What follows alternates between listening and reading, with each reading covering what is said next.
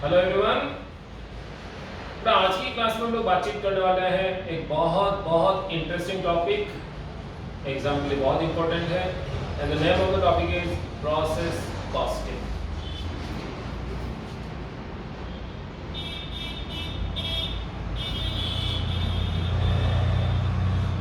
बेटा process costing एक method है किसी प्रोडक्ट की कॉस्ट को डिटरमाइन करने के लिए, और इस मेथड को हम लोग उन इंडस्ट्रीज के लिए यूज में लेते हैं जहां कोई प्रोडक्ट दो या दो से ज्यादा प्रोसेस में गुजरने के बाद फिनिश गुड्स के रूप में रियलाइज होता होगा, right. So process costing is a method to determine the cost and it is utilised for those concerned where the final output is obtained after processing into two or more processes. Okay बेटा, किसी भी एक process का output next process में raw material के रूप में use में होगा। हर प्रोसेस में हम चाहे तो additional material, additional labour, additional overhead और इनकर्ड कर सकते हैं। और इस प्रोसेस कॉस्टिंग को समझने के लिए एक छोटा सा एग्जांपल ले लेते हैं, शुगर मैन्युफैक्चरिंग कंसर्न। बताइए बेटा, शुगर मैन्युफैक्चरिंग कंसर्न में शुगर कैसे मैन्युफैक्चर होती है? सबसे पहले प्रोसेस में हम शुगर केन को शुगर केन के जूस में कन्वर्ट करते हैं। ये एक प्रोसेस कंप्लीट होता है। इस फर्स्ट प्रोसेस में रॉ मटेरियल के रूप में हमने इनपुट क्या किया, शुगर केन, और आउटपुट के रूप में हमें क्या मिला, शुगर केन का juice, right. Now first process का जो आउटपुट है, now it will be transferred to the next process. Second process में लेके जाते हैं शुगर केन के जूस को। सेकंड प्रोसेस में हम लोग अब बॉईल करते हैं और बॉईल करके इसे लिक्विड स्टेट से सॉलिड स्टेट में कन्वर्ट करते हैं। बट ये जो सेकंड प्रोसेस का आउटपुट आएगा, it will becomes the raw material for the third process, जहां इसे हम लोग प्यूरिफाई करने वाले हैं, क्रिस्टलाइज करने वाले हैं, इससे हम लोग शुगर मैन्युफैक्चर करने वाले हैं। तो शुगर मैन्युफैक्चरिंग कंसर्न में कितने प्रोसेस कंप्लीट हुए? 3 process. Similarly coconut oil manufacturing concern, बेटा कोकोनट ऑयल बनाना है, सबसे पहले क्या लेंगे, कोकोनट, इसे हम लोग क्रश करेंगे और क्रश करके इसे क्रूड ऑयल, कच्चा तेल बनाएंगे। इस क्रूड ऑयल को नेक्स्ट प्रोसेस में लेकर जाएंगे, जहां से हम लोग क्या करने वाले हैं, प्यूरिफाई करने वाले हैं। और प्यूरिफाई हो जाने के बाद थर्ड प्रोसेस में ले जाएंगे, जहां फिनिशिंग प्रोसेस होगा, जिसमें हम लोग इसमें कुछ एसेंस वगैरह, कुछ एडिबल वगैरह और इसमें ऐड करेंगे, पैकिंग मटेरियल में पैक करेंगे, then it will be transfer to the godown. तो कोकोनट ऑयल मैन्युफैक्चर करने में भी कितने प्रोसेस कंप्लीट हुए? 3 प्रोसेस कंप्लीट हुए। इन सभी इंडस्ट्रीज में जहां कोई प्रोडक्ट दो या दो से ज्यादा प्रोसेस में गुजरने के बाद फिनिश गुड्स के रूप में रियलाइज हो, इन इंडस्ट्रीज में कॉस्ट डिटरमाइन करने के लिए जो मेथड यूज में आएगा, इसको क्या बोलेंगे, प्रोसेस कॉस्टिंग, राइट। अब हर प्रोसेस का आउटपुट नेक्स्ट प्रोसेस में रॉ मटेरियल बनेगा, तो ऑब्वियस हमें इस आउटपुट का कॉस्ट यानी कि वैल्यू निकालना आना चाहिए। हर एक प्रोसेस का जो आउटपुट आएगा, इसका वैल्यू कैसे निकालना है, इसके लिए एक अकाउंट हम लोग प्रिपेयर करने वाले हैं, and this account will be known as process account. बड़ा सिंपल सा अकाउंट बनेगा, एक तरह से कह सकते हैं ट्रेडिंग अकाउंट जैसा बनता है, वैसे ही एक अकाउंट बनाएंगे जिसमें हम लोग एक्सपेंडिचर तो डेबिट करेंगे, मगर साथ में इस बार क्वांटिटी भी अपने को मेंशन करनी होगी। सो प्रोसेस अकाउंट कैसे बनने हैं, इसमें कुछ नई नई टर्म्स हो रहेंगी, उनको हमें किस तरीके से समझना है। तो स्टार्ट करते हैं इसी एग्जांपल के साथ, शुगर मैन्युफैक्चरिंग कंसर्न। बेटा सबसे पहले प्रोसेस में शुगर मैन्युफैक्चरिंग कंसर्न में क्या होगा, हम शुगर केन को शुगर केन के जूस में कन्वर्ट करेंगे। इसकी अकाउंटिंग कैसे होगी, इसको एक एग्जांपल से हम लोग यहां पर डिस्कस कर रहे हैं। First process account, process first account, एक सिंपल सा अकाउंट है। पर्टिकुलर्स, मैंने कहा आपसे इस बार क्वांटिटी भी मेंशन करनी है, पर्टिकुलर्स क्वांटिटी है। बेटा फर्स्ट प्रोसेस में हमने मटेरियल के रूप में क्या इंट्रोड्यूस करना है, शुगर केन, और इससे आउटपुट के रूप में क्या रियलाइज होगा, शुगर केन का जूस। बेटा मान लेते हैं, असम्पशन के रूप में ले लिया, सपोज हमने फर्स्ट प्रोसेस में 10 टन्स शुगर केन इंट्रोड्यूस किया है, जिसका वैल्यू हमारे लिए 10,000 रुपीस। अब बताइए, शुगर केन को शुगर केन के जूस में कन्वर्ट करना है, तो इसके लिए हमें कुछ वर्कर्स की रिक्वायरमेंट होगी। ये वर्कर्स गन्ने को पहले छीलेंगे, क्लीन करेंगे, छोटे छोटे पीसेस में डिवाइड करेंगे, मशीनरीज में इन्हें इंट्रोड्यूस किया जाएगा, जूस आएगा, उसे हम लोग छानेंगे, उसके बाद इसे किसी प्रॉपर जगह पर रख कराएंगे। बेटा इसके लिए जितने भी वर्कर्स काम कर रहे हैं, वर्कर्स को जो रेम्यूनरेशन हम लोग पे करेंगे, it's your labour cost, suppose it is 5000 rupees. Now जिस जगह पर ये प्रोडक्शन प्रोसेस चल रहा है उस जगह का rent, electricity, power, repair maintenance, depreciation, ये सारे एक्सपेंस भी हमें इनकर्ड करने होंगे। बट इन एक्सपेंस को हम लोग नाम देते हैं overheads, indirect expense, and suppose it is 3000 rupees. तो फर्स्ट प्रोसेस में हमने 10 टन शुगर केन इंट्रोड्यूस किया है, जिसमें मटेरियल की कॉस्ट हमने 10000, लेबर की कॉस्ट 5000 एंड ओवरहेड की कॉस्ट है 3000। टोटल कॉस्ट कितना हुआ? 18000। अब बताइए कि क्या 10 टन शुगर केन अगर हम इंट्रोड्यूस कर रहे हैं तो आउटपुट यानी कि शुगर केन का जूस ये भी 10 टन आएगा? बोला नहीं, शुगर केन का जूस 10 टन नहीं आएगा, जूस कम आएगा। रीजन तो ये जो गन्ने के छिलके हैं ना, ये हमें यहाँ पर स्क्रैप के रूप में रियलाइज होंगे। तो नॉर्मल कंडीशन में ही ये स्क्रैप मिलेगा या हर बार मिलेगा? तो ऑब्वियसली ये तो हर बार मिलेगा, तो इसको हम लोग बोलते हैं नॉर्मल लॉस। तो यहाँ पर हम लोग कंसीडर कर लेते हैं नॉर्मल लॉस 4 टन। और बताइए अब गन्ने का जूस यानी कि आउटपुट जो मिलने वाला है ये कितना मिलना है? 6 टन।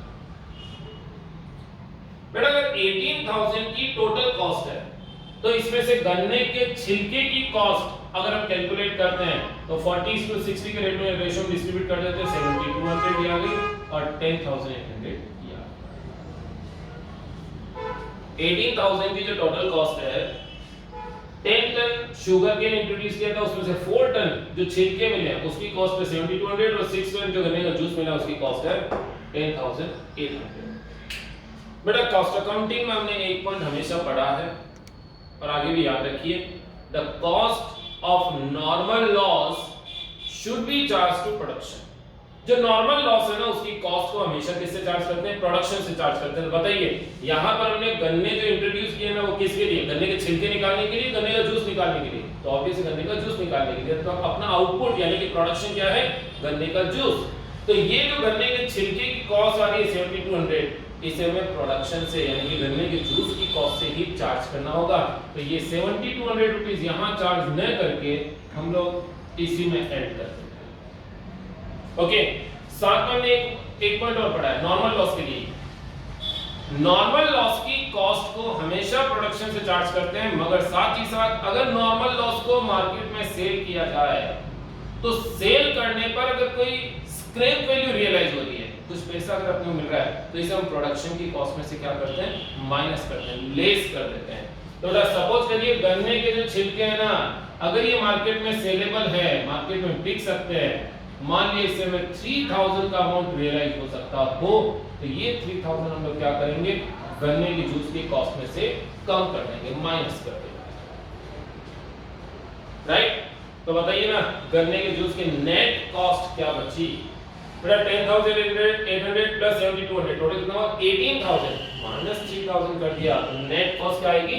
15000 रुपीस की नेट कॉस्ट आएगी। तो हम लोग यहां पर लिखेंगे 15000। क्या इसमें कोई डाउट या इसमें कोई प्रॉब्लम?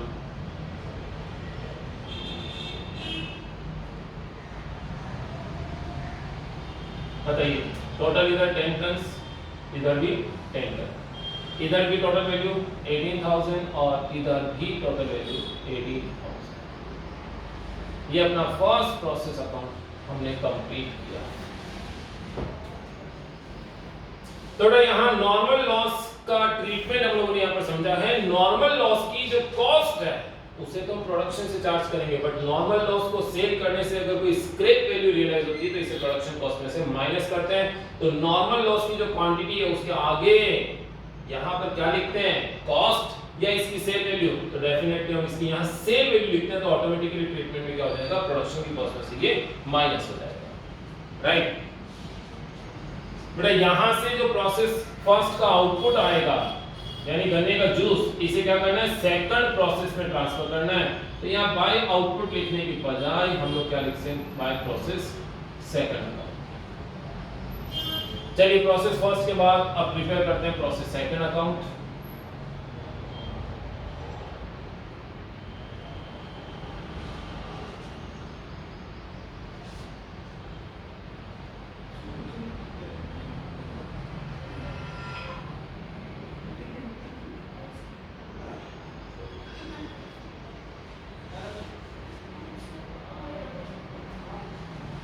राइट, बट एक क्वेश्चन मेरे माइंड में ये आता है कि सर ये प्रोसेस सेकंड अकाउंट हम लोग कब स्टार्ट करेंगे? इस प्रोसेस फर्स्ट अकाउंट के कंप्लीट हो जाने के बाद में प्रोसेस सेकंड चालू होगा, या प्रोसेस फर्स्ट अकाउंट के साथ साथ साइमल्टेनियसली अपने वो प्रोसेस सेकंड को कंटिन्यू रखना है?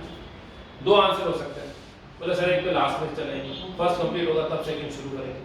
बट अब ऐसी सिचुएशन में सपोज करिए 10 टन शुगर केन को शुगर केन के जूस में जो कन्वर्ट करना है, suppose it is taking 2 months of time period, 2 महीने का टाइम लगता है, और अगर 2 महीने के बाद आप प्रोसेस सेकंड को चालू करेंगे तो ये जो गन्ने का जूस आप निकालते जा रहे हैं पड़ा पड़ा क्या हो जाएगा, खराब हो जाएगा, प्रोसेस सेकंड कभी लाइफ में चालू नहीं हो पाएगा। तो फिर सेकंड ऑप्शन क्या बचा? साइमल्टेनियसली स्टार्ट करना होगा डेफिनेटली। तो प्रोसेस 1 के साथ साथ प्रोसेस सेकंड भी आपको कंटिन्यूएशन में साइमल्टेनियसली स्टार्ट करना है। तो ये जो आउटपुट आ रहा है ना, इस आउटपुट को नेक्स्ट प्रोसेस में ट्रांसफर करने के लिए पहले आपको कॉस्ट पर यूनिट कैलकुलेट करना होगा।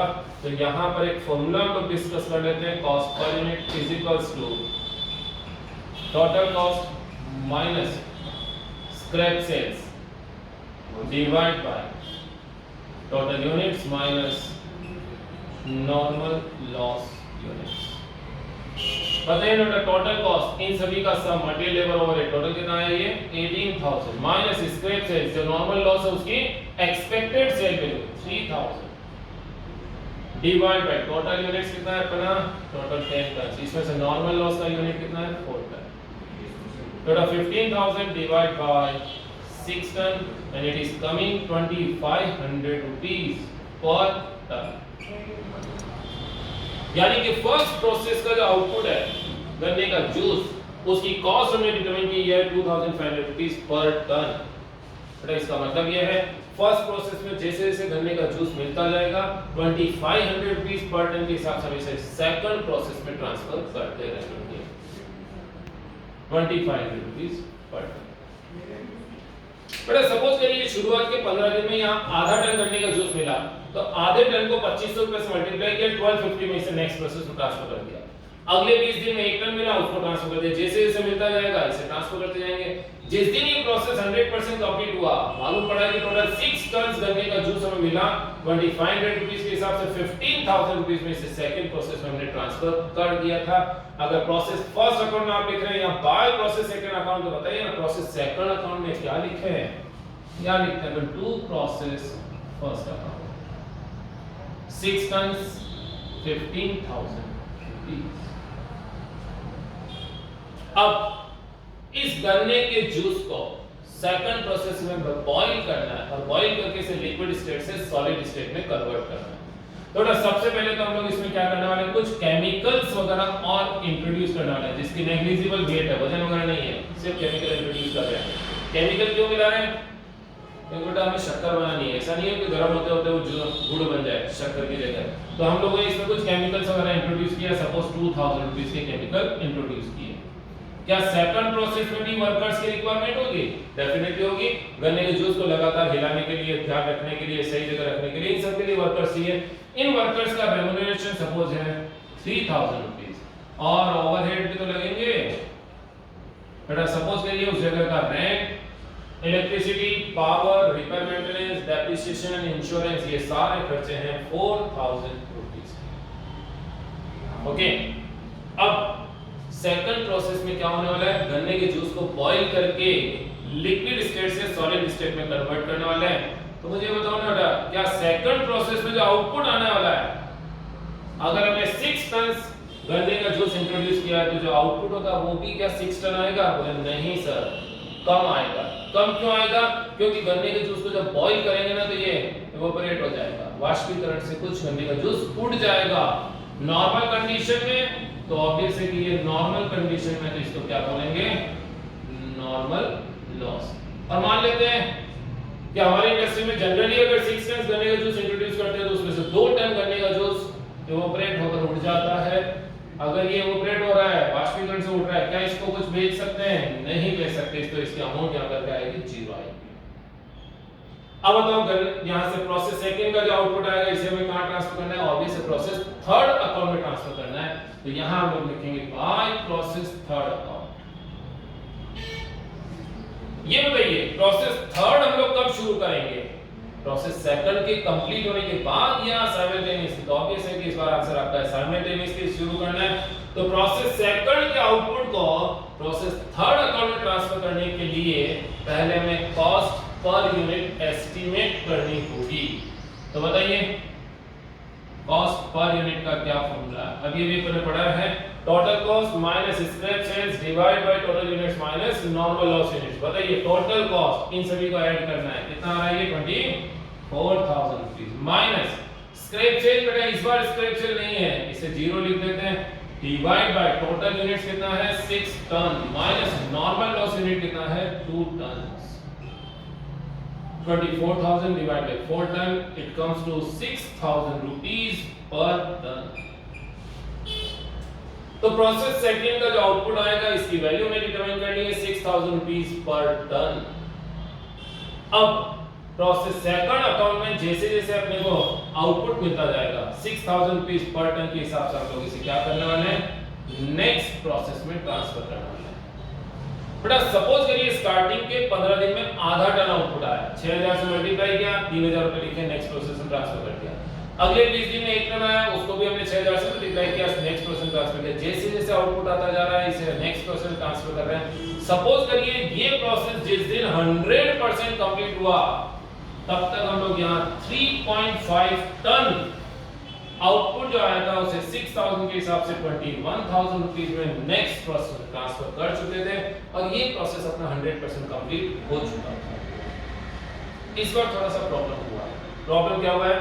हमने 6 टन का गन्ने का जूस जो इंट्रोड्यूस किया था, स्टार्टिंग में हमने एस्टिमेट किया था कि इसमें से 2 टन का तो हमें लॉस हो जाएगा। हमारा हिसाब से जो एक्सपेक्टेड आउटपुट था वो था 4 टन का, मगर एक्चुअल आउटपुट आया कितना? Only 3.5 ton. क्या कारण हो सकता है? बोले सर रीजन तो ये हो सकता है कि आपने जितना एस्टिमेट किया था कि 2 टन का लॉस होगा, उस 2 टन का नहीं होगा, एक्चुअली 2.5 टन का लॉस होगा, 2.5 टन का लॉस होगा। तो 0.5 टन का यहाँ लॉस क्या हुआ?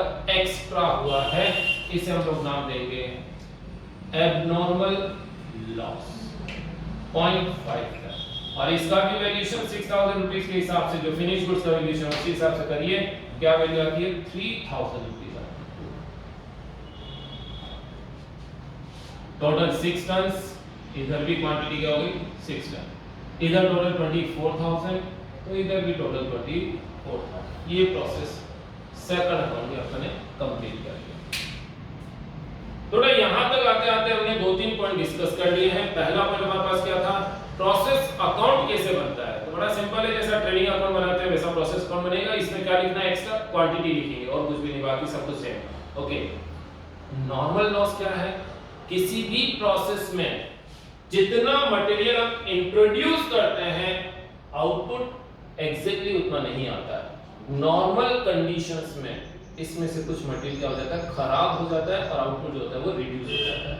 थोड़ा नॉर्मल कंडीशन में मटेरियल में जो कमी आती है, आउटपुट में जो कमी आती है, इसी हम लोग बोलते हैं नॉर्मल लॉस। और इस नॉर्मल लॉस को 2 कैटेगरी में डिवाइड करते हैं। The first one is loss in weight और सेकंड इज स्क्रैप। थोड़ा यहां पर ध्यान से देखें, प्रोसेस सेकंड अकाउंट में आप इसको बेच नहीं पा रहे, सिर्फ वजन में कमी हुई है, इसे हम लोग बोलेंगे लॉस इन वेट। और फर्स्ट प्रोसेस में गन्ने के छिलके में मिले थे जिसको मार्केट में बेच पा रहे हैं, सेलेबल प्रोडक्ट है, इसे बोलते हैं स्क्रैप। चाहे नॉर्मल लॉस इन वेट के रूप में हो या स्क्रैप के रूप में हो, ध्यान रखिए नॉर्मल लॉस की कॉस्ट को ऑलवेज प्रोडक्शन से चार्ज करना है और इसकी जो स्क्रैप सेल अगर आ रही है तो इसे प्रोडक्शन की कॉस्ट में से लेस करना है। और सेकंड हमने डिस्कस किया एबनॉर्मल लॉस। बेटा किसी भी प्रोसेस में नॉर्मल लॉस के बियॉन्ड अगर कोई लॉस हो रहा है, आपने सोचा था 2 टन का लॉस होगा, एग्जैक्टली हुआ 2.5 टन का, the loss beyond the normal loss is considered as abnormal loss. क्या करना है? जो फिनिश गुड्स का वैल्यू जैसे निकालते हैं इसका वैल्यूएशन भी उसी पैटर्न पर आपको कैलकुलेट करना है। अब इस एब्नॉर्मल लॉस को एक सेपरेट अकाउंट में लेकर जाएंगे। अगर इसकी कोई सेल वैल्यू है तो वो लेस करके बाकी का अमाउंट होगा वो कहां जाएगा, कॉस्टिंग P&L अकाउंट से हम लोग चार्ज करेंगे। ओके बेटा एक छोटा सा अकाउंट और प्रिपेयर कर लेते हैं।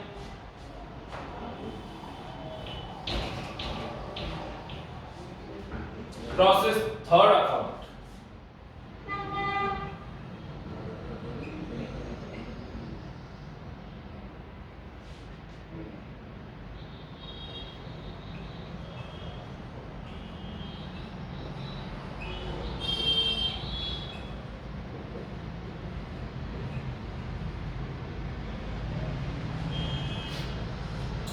ये जो प्रोसेस सेकंड का आउटपुट आया ना, now it becomes raw material for process third to process second का 3.5 टन रॉ मटेरियल आया है जिसका कॉस्ट है 21,000।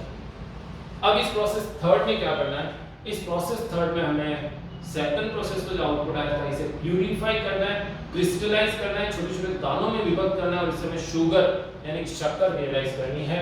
तो यहाँ पर अगेन कुछ केमिकल वगैरह हम लोग और इंट्रोड्यूस कर लेते हैं। सपोज 3000 के केमिकल इंट्रोड्यूस किए हैं, लेबर की कॉस्ट भी लगेगी, 3000 की लेबर कॉस्ट अज्यूम कर ली और ओवरहेड्स भी लगेंगे। सपोज करिए 3000 के ओवरहेड्स भी हमने अज्यूम कर। थर्ड प्रोसेस में हम लोग जब क्रिस्टलाइज करेंगे, शुगर मैन्युफैक्चर करेंगे, तो उस समय हमें कुछ शक्कर का बुरादा भी तो मिलना चाहिए, डेफिनेटली मिलेगा। तो यहां पर जो नॉर्मल लॉस हो रहा है, suppose it is 1 ton, 3.5 ton अगर मटेरियल इंट्रोड्यूस करते तो 1 टन तो नॉर्मली शक्कर का बुरादा मिलता है, 2.5 टन जनरली आउटपुट के रूप में यानी कि फिनिश गुड्स के रूप में शुगर रियलाइज होती है। अच्छा ये बताइए क्या शक्कर का बुरादा मार्केट में बिक जाएगा? ऑब्वियसली बिक जाएगा। तो ये 4000 हम इसकी सेल वैल्यू कंसीडर कर लेते हैं। अब जितना फिनिश गुड्स रियलाइज होगा इसे हम अपने गोडाउन में ट्रांसफर करते हैं, मगर इसको ट्रांसफर करने से पहले अगेन क्या कैलकुलेट करना है, कैलकुलेट करना है कॉस्ट पर यूनिट, जैसा आपने फर्स्ट प्रोसेस में कैलकुलेट किया, जैसे सेकंड में किया, as it is process third के लिए कैलकुलेट कर लेते हैं कॉस्ट पर यूनिट। बताइए टोटल कॉस्ट, इन सभी को ऐड करते हैं, it comes to 30,000 minus scrap sales कितना है 4,000 डिवाइड बाय टोटल यूनिट्स कितनी है 3.5 टन माइनस नॉर्मल लॉस कितना है 1 टन, तो 26,000 डिवाइड बाय 2.5 टन कितना आता है 10,400।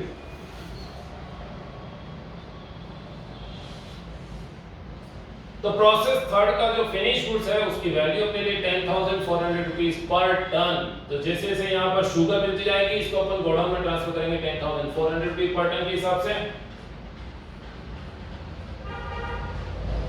बेटा मान लिया स्टार्टिंग के 1 महीने में 1 टन शुगर मिली है, हमने उसे गोडाउन में ट्रांसफर कर दिया, अगले 20 दिन में फिर 1 टन मिली, उसको गोडाउन में ट्रांसफर किया, फिर अगले 15 दिन में 1 टन मिली है, यानी कि टोटल शुगर में मिल कितनी चुकी है 3 टन, और 10,400 के हिसाब से वैल्यू कितनी होगी 31,200 रुपीस। इस बार सरप्राइजिंग है, हमने 3.5 टन का मटेरियल इंट्रोड्यूस किया, 1 टन हमने नॉर्मल लॉस अज्यूम किया था, हमारे हिसाब से एक्सपेक्टेड आउटपुट था 2.5 टन, एग्जैक्ट आया इधर 3 टन। ऐसा कैसे पॉसिबल है? ये तभी पॉसिबल है जब जितना नॉर्मल लॉस हमने अज्यूम किया था एक्चुअली उतना लॉस हुआ ही ना हो। यहां पर एक्चुअल लॉस 0.5 टन का ही हुआ हो, तो नॉर्मल लॉस में अगर कभी कोई सेविंग होती है तो इसी सेविंग को हम लोग क्या बोलेंगे एब्नॉर्मल गेन बोलेंगे 0.5 टन।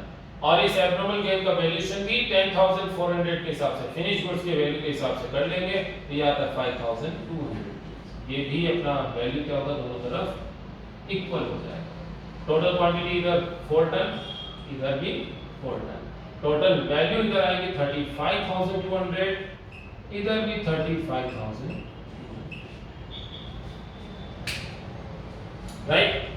तो प्रोसेस कॉस्टिंग में प्रोसेस अकाउंट कैसे बनना है, नॉर्मल लॉस क्या है, एब्नॉर्मल लॉस क्या है और एब्नॉर्मल गेन क्या है, ये टॉपिक हम लोगों ने डिस्कस किए। नॉर्मल लॉस, एब्नॉर्मल लॉस और एब्नॉर्मल गेन को समझने के लिए एक छोटा सा एग्जांपल और कंसीडर कर लेते हैं।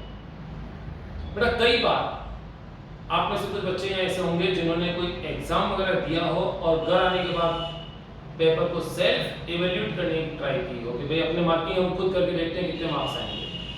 बेटा मान लेते हैं कोई पेपर एवरेज था, आप समर वेकेशन में घर बैठे हैं और मार्किंग करना स्टार्ट किया। टोटल 10 क्वेश्चन थे, 10 marks each. First question practical था एंड यू जस्ट अज्यूम कि प्रैक्टिकल क्वेश्चन है मेरा 100% सही है, 10 आउट ऑफ 10। सेकंड क्वेश्चन में आपने मान लिया 10 आउट ऑफ 10, थर्ड में मान लिया 10 आउट ऑफ 10। फोर्थ क्वेश्चन था थ्योरेटिकल। सोचो ना यार, थ्योरी के अंदर टीचर्स 100% मार्क्स नहीं देते हैं, ऐसा अपन सोच के चलते हैं। तो अपन ने क्या अज्यूम किया, चलो इसमें ठीक है 9 मार्क्स आएगा, 1 मार्क तो कटेगा ही कटेगा। Fifth question, sixth question, seventh question आपने धीरे-धीरे क्या किया, अपने हिसाब से कुछ इवैल्यूएशन किया। एक तो क्वेश्चन में कोई गलती भी नहीं होगी, एक पूरा बिल्कुल ही गलत हो गया होगा। तो सपोज करिए यू आर जस्ट कंसीडरिंग कि 82 marks should comes out of 100, 82 marks आना चाहिए, ये आपने अज्यूम किया। तो आउट ऑफ 100 18 मार्क्स तो आपने खुद ने ही अपने हिसाब से कट कर लिए, ये नहीं आएंगे। ये है नॉर्मल लॉस, कि नॉर्मल कंडीशन में इतना मार्क्स तो कट हो गई होगा, ये है नॉर्मल लॉस। तो आउट ऑफ 100 18 का आपने सेल्फ डिक्लेरेशन ले लिया है, सेल्फ अजम्पशन ले लिया है कि ये मार्क्स कटेगा। 82 आपका एक्सपेक्टेड आउटपुट है, कितना आना चाहिए। बट जब रिजल्ट आया, suppose you are getting only 50 marks, बड़ा गुस्सा आया उस दिन, बोले ये क्या तरीका है, टीचर्स का दिमाग खराब हो गया होगा, ऐसे तो मार्किंग करता है क्या। आपके दिमाग में ये भी आएगा कि टीचर को उसके वाइफ से झगड़ा हो गया होगा तभी इतना मेरे को मार्क्स कम दिया, राइट। चलो what it is, normal loss के बाद जो एक्स्ट्रा लॉस हो रहा है that is your abnormal loss. 18 का अजम्पशन आपने खुद ने लिया था, बट यहाँ 32 का एक्स्ट्रा लॉस हुआ है, तो 32 का जो एक्स्ट्रा लॉस है it is your abnormal loss. Okay, कभी-कभी रिवर्स कंडीशन भी हो सकती है। बड़ा सपोज करो कोई बहुत टफ पेपर था, 15-20 मिनट तक तो यही समझ में नहीं आया था कि पेपर अपना है किसी और का है, आउट ऑफ सिलेबस है, ऐसा वैसा करके। बट फाइनली जब आपको लगा कि नहीं पेपर अपना ही और अपने को करना है, you just try to start. First 2-3 question थे, 3 क्वेश्चन जो आपको समझ में आ रहे थे कि अपने सिलेबस के, जो आपको अच्छे से आते भी थे, आपने उन्हें जमा कर अच्छे से लिखना स्टार्ट कर दिया। इसके बाद 3-4 क्वेश्चन ऐसे थे जिसमें आपने सारी की सारी हेल्पलाइन लेना यूज करना शुरू कर दिया। एक सबसे पहले ऑडियंस पोल, पड़ोसी से पूछना, एक्सपर्ट एडवाइस, टीचर्स को ही इनवाइट कर लेना, बाहर जाके कुछ कॉपीज वगैरह देख लेना, जो भी आपकी स्लीव्स वगैरह में है जो भी सब निकाल लेना। ये सब क्या है, ये है हेल्पलाइन जो आपने यूज में लेनी थी, सब ले ली। तो अगले 4 क्वेश्चन इस तरीके से आपने किए। लास्ट के 3 क्वेश्चन तो ऐसे थे जिसमें आपको कुछ भी नहीं आता था, फिर भी आपने क्या किया, जो क्वेश्चन था उसी को लिख दिया, 1-2 लाइन अपने मन से लिखी, उसके बाद फिर क्वेश्चन वापस लिख दिया, तो एक-एक पेज आपने उसमें भी फिल कर लिया। बट अब आपको टेंशन है कि इस पेपर में मार्क्स कितना आएंगे। घर जाने के बाद आप सेल्फ इवैल्यूएशन करते हैं। सपोज करिए आप फर्स्ट 3 क्वेश्चन से आपको लगा ये आते थे, तो आपने 10 आउट ऑफ 10 मान लिए, 30 मार्क्स हो गए। 4 क्वेश्चन ऐसे हैं जिसमें ऑडियंस पोल ली थी, आपने सोचा 3 नंबर तो आएगा, 12 मार्क्स ये भी हो गया 42। और वो जो एक नंबर 3 क्वेश्चन थे जिसमें आपने कुछ भी नहीं लिखा है, उसको कॉपी करके आया, उसमें आपने 1 मार्क ईच मान लिया, 3 मार्क्स। टोटल आपका एक्सपेक्टेड मार्क्स होता है 45। बेटा out of 100 you are just assuming कि 45 मार्क्स आना चाहिए, तो 55 मार्क्स का आपने खुद ही फॉरगॉन कर दिया, that is your normal loss, इतना तो कटेगा इस बार। बट सपोज करो जब रिजल्ट आया तो मालूम पड़ा you are getting 75 marks in this particular paper, आपको 75 मार्क्स मिला है। बट इस बार आप क्या करते हैं, अपना मार्कशीट लेकर अपने सारे फ्रेंड्स के पास जाते हैं और सबको बोलते हैं देखो मैंने मेहनत की थी, उसका नंबर है। वो उसे टीचर याद नहीं आता कि उसने अच्छे से मार्क्स दिए होंगे। चलिए what it is, normal loss जितना आपने सोचा था उसके कंपैरिजन में एक्चुअल लॉस काफी कम हुआ, इसी को हम लोग बोलते हैं एब्नॉर्मल गेन, राइट। तो यहाँ पर हम लोगों ने 3 अकाउंट बनाए हैं, process 1 account, 2 account and 3 account. तीनों अकाउंट में नई-नई चीजें सीखी है। नॉर्मल लॉस अकाउंट के नॉर्मल लॉस क्या है, एब्नॉर्मल लॉस क्या है और एब्नॉर्मल गेन क्या है, ये सब चीजें सीखी है। अब इनके अकाउंट वगैरह कैसे बनते हैं वो अपन नेक्स्ट क्लास में और डिस्कस करेंगे। आज के लिए काफी है, थैंक यू।